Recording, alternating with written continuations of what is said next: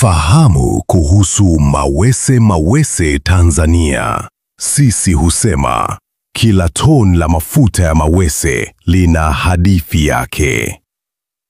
Mti wa mawese, kitaalamu Elais guineensis, ulizaliwa Afrika Magharibi, lakini ukapandikizwa pia Tanzania, hasa Kigoma, Tanga na maeneo ya pwani.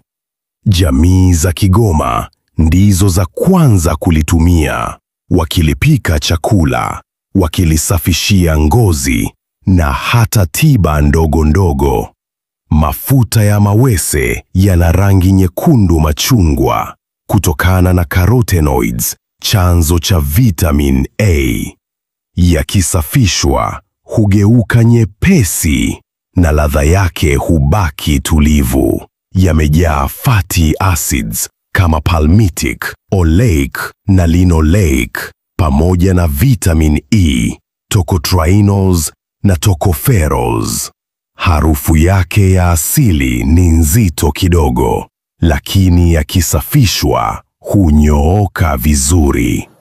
Tangu miaka ya 1970, FAO na WHO yaliridhia kwamba palm oil ni salama na muhimu kwenye mlo wa binadamu. Ndani ya tone dogo la mawese kuna siri kubwa. Carotenoids hupunguza upofu wa macho. Vitamini E husaidia moyo na mishipa ya damu.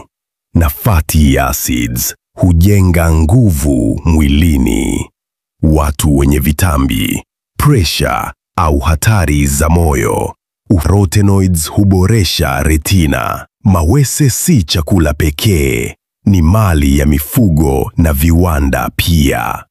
Palm kernel cake ni chakula cha kuku, ng'ombe na nguruwe, kikiongeza protini na mafuta kwa ukuaji bora. Viwandani hupatikana stearic acid kwa sabuni na mishumaa, palmitic acid kwa biscuits na margarini, glycerin kwa dawa na vipodozi, na hata biofuel kama nishati mbadala.